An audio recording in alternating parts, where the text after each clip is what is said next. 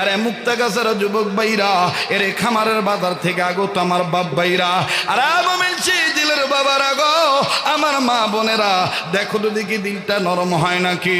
কেন তোমার কান্না আসবে না? কান্না না আসলো কান্নার ভান ধরো রে বাবা। হযরত ওমর ডাক দিয়ে বললেন, খাব্বাব তুমি আমার বাম সাইডে একটু দাঁড়াও। হযরত খাব্বাব রাদিয়াল্লাহু তাআলা বাম সাইডে দাঁড়াইলেন। এবার ওমর ডাক দিয়ে বললেন, খাব্বাব রে তুমি একটু তোমার জিহ্বাটা বাইর করো। হযরত খাব্বাব ডাক দিয়ে বললেন, ওমর রে আমার জিহ্বা কেন বের করব? কিছুই তো বুঝলাম না ভাই ওমর। ওমর ডাক দিয়ে বললেন, খাব্বাব রে জিহ্বাখানা আগে বাইর করো, এরপরে আমি তোমার সাথে বাকি কথা বলবো।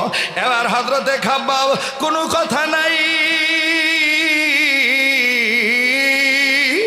আর বাইরে ওমরের কথা শোনা মাত্রই হযরত খাব্বাব জিহ্বাটা বের করলেন। জিহ্বা বের করার পর ওমর লোক সকলদেরকে ডাক দিয়ে বলতেছে, ও ভাই সকল, তোমাদের জিহ্বার খাব্বাবের জিহ্বার মধ্যে তফাৎ আছে না নাই? লোকেরা ডাক দিয়ে বলল, ওমর আছে। ডাক দিয়ে বলল, খাব্বাব তুমি জিহ্বা ভেতরে নাও। এবার হযরতে খাব্বাব ডাক দিয়ে বললেন, ভাই ওমর আর কোনো বক্তব্য আসেনি? ওমর ডাক দিয়ে বললেন, ভাই খাব্বাব এবার তুমি একটু পিছনে ঘুরে দাঁড়াও, তোমার কোমরের সেইটা দেখতাম চাই, তোমার কোমরটা দেখাও, তোমার কোমরটা আমরা দেখব।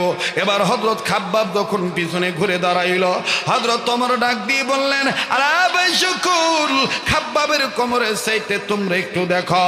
সবাই দেখতেছে। ওমর ডাক দিয়ে বলতেছে, আমাদের নিজেদের কোমরের সেইট আর খাব্বাবের কোমরের জায়গা একটু বেশ কম আছে না নাই? লোকেরা ডাক দিয়ে বলল, বেশ কম আছে। এইবার ওমর ডাক দিয়ে বলল, তোমরা কেউ কথা বলবা না, এবার আমি খাব্বাবকে জিজ্ঞাসা করব।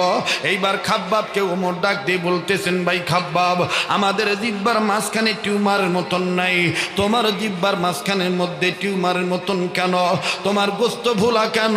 তোমার জিহ্বার মাঝখানের মধ্যে কেন গোস্ত ভোলার মতন টিউমারের মতন দেখা যায় রে ভাই খাব্বাব? আর তোমারও কোমরের সেইটে কেমন গর্তর মতন দেখা যায়, এমনকি তোমার সাদা হাড্ডি দেখা যায়।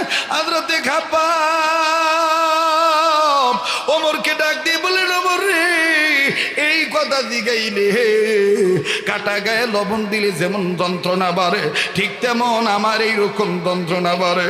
ওমর ভাই আমার জিহ্বার মাঝখানের ভিতরে টিউমারের মতন কেন ভোলা দেখা যায়? অনুরোধ করবো রে ভাই, তাহাজ্জুদের সময় দেখেন বাস্তবে হাকিকতান এক ফোঁটা চোখের পানি ফালাইতে পারেন কিনা। হযরতে খাব্বাব প্রথমে বলতে যাইয়া আবার বাইরে কেমন জানি কথা বন্ধ হয়ে যায়, ঝর্ণার মতন চোখের পানি টপ টপায় ছেড়ে দেয়, গালের গোস্ত নড়ে, ঠোঁট দুটি কাপ কাপ করে কেঁপে।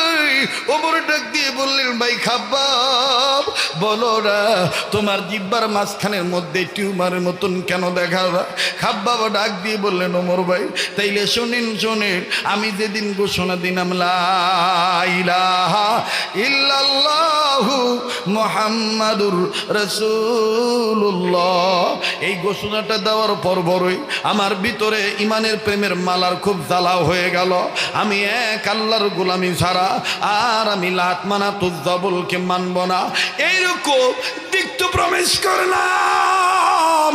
ওমর বাইরে তৌহিদের মালা যখন আমি গলায় পড়লাম, আরে ওমর ভাই লা ইলাহা ইল্লাল্লাহর প্রেমের সুধা যখন পান করলাম, আমার বাড়ির মালিক কাফের বেঈমান আমার ডাক দিয়ে বলল, খাব্বাব রে তোমারে দেখি ইদানিং লা ইলাহা ইল্লাল্লাহ বলো। এই খাব্বাব তুমি কি জানো না এটা আমাদের বাপ দাদার ধর্মের বিরোধী কালেমা? তুমি কি আমাদের এই ধর্ম মানো না? মানো কি মানো না? একটু বলো না খাব্বাব, জলদি করে বলো, ক্লিয়ার করো।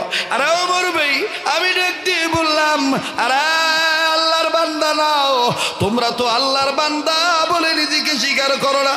আমি মুহাম্মদ নবীজির পক্ষ থেকে এই দাওয়াত আমি গ্রহণ করে ফেলেছি, এক আল্লাহর আইনের কাছে আমি মাথা নত করে ফেলেছি, লা ইলাহা ইল্লাল্লাহর মালা আমি গলায় পড়েছি।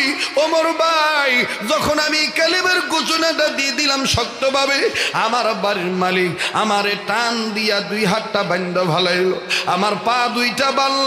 ওমর বাইরে আমার পিঠের নিচে রে ওমর ভাই লম্বা লম্বা গোল গোল তাজা তাজা বড় বড় আগুনের কয়লা বিছায়া দিল আমার পিঠের নিচে। এখনো আমার কয়লার আগুনের উপরে শোয়ায় নাই। আমারে হঠাৎ করে যখন আগুনের কয়লার উপরে শোয়াইলো ওমর ভাই ওই আগুনের কয়লার আগুনের চুক্কা সাইটা আমার কোমরের মধ্যে গেঁথে গেল। আমার নাকটার মধ্যে আমি কেমন জানি চামড়া পুরা গন্ধ পাইলাম, গোস্ত পুরা গন্ধ পাইলাম, চর্বি পুরা গন্ধ পাইলাম। আমি সহ্য করতে পারলাম না রে ওমর ভাই। আরে ওমর ভাই আমি লা ইলাহা ইল্লাল্লাহ ছাড়ি নেই, মুহাম্মদ নবীর প্রেম ছাড়ি নেই। ওমর ভাই রে আমি যখন মুখ নাড়ায় লা ইলাহা ইল্লাল্লাহ বলি আমার মুখটা হা হয়ে যায়। আমার এই বড় কয়লার আগুন তুললো আমার এই বাড়ির মালিক, এই ইহুদি মালিক, এই কাফের বেঈমান এই বড় আগুনের কয়লাটা তুলিয়া আমি যে হা করেছি আমার মুখটার মধ্যে গরম কয়লার আগুন দিয়া দিল। ওমর ভাই রে আমার জিহ্বাটা টানা দিয়া ধরলো। আমি জিহ্বাটা ভিতরে নিতাম পারি না, বাইরেও রাখতে পারি না। আবার জিহ্বার মাঝখানে এই আগুনের কয়লার তাপের কারণে আমার জিহ্বার মাঝখানের গোস্তটা পুড়ে গেল, ঠোয়া উঠা গেল। এইটা টিউমার না রে ওমর ভাই, ইমানের বালা গলায় পড়ার কারণে ইমানের পক্ষে নির্যাতন সহ্যর ফল। হযরত ওমর ডাক দিয়ে বললেন ভাই খাব্বাব তুমি তোমার নাকি গোস্ত পোড়া গন্ধ পেয়েছো, আয়ো না ভাই আমি তোমার লগে একটু কোলাকুলি করি। আরে যুবক ভাইরা শোনো, মুক্তাগাছার বাবারা ভাইরা শোনো, মা বোনেরা শোনো। হযরত ওমর খাব্বাবকে ডাক দিয়ে বললেন খাব্বাব আয়ো না আমি তোমার লগে একটু কোলাকুলি করব। এবার হযরত ওমর খাব্বাবের সাথে কোলাকুলি করতেছে। হঠাৎ করে হযরত ওমর খাব্বাবের গা থেকে লম্বা লম্বা নিঃশ্বাস নিয়ে গ্রান নেয়। খাব্বাব ডাক দিয়ে বলেন ওমর ভাই তুমি কি আমার গা থেকে কোনো দুর্গন্ধ পাও? ওমর ডাক দিয়ে বলেন আল্লাহ কি বিল্লাহ কি তাল্লাহ কি আল্লাহর কসম করে বলি ভাই খাব্বাব ইমানের মালা গলায় পড়ার কারণে তৌহিদের বাণী অন্তরে মেনে নেওয়ার কারণে ভাই খাব্বাব দুনিয়ার নির্যাতন তুমি সহ্য করেছো, আর দুনিয়ার নির্যাতন সহ্য করতে যাইয়া গোস্ত পুরা গন্ধ তুমি তোমার নাকে পেয়েছো। আর আমি আজকে ওমর আল্লাহর কসম করে বলি তুমি খাব্বাবের গা থেকে আমি ওমর আমার নাকে জান্নাতের ঘ্রাণ পাইতেছি। নারায়ে তাকবীর। আমার বাইরে আমার বন্ধুরে হযরত সাইয়্যিদুত তাইয়্যিবা হাজী আমদাদুল্লাহ মুহাজির মক্কি রাহমাতুল্লাহি আলাইহি মুরিদকে ডাক দিয়ে বলতেছে তুমি এই গুণ অর্জন করতে পারবা যদি এই কাজটা করো। কোন কাজ আমি আপনাদেরকে বলছি বলবো। এবার বাদানে হযরত ওমর হযরত খাব্বাব সবাই মিলে ডাক দিয়ে বলল জীবন দিতে রাজি থাকব কিন্তু লা ইলাহা ইল্লাল্লাহ ছাড়ব না, এক আল্লাহর গোলামি করা বাদ দেব না। ওগো বন্ধু দেখেন গোলামি কাকে বলে।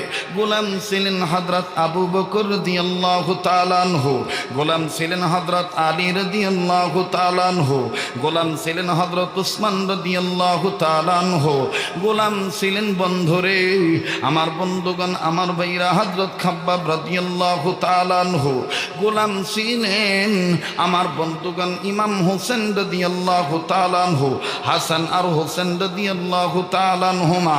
কথা বলেন ঠিক না বেঠি? আরে বাবাজি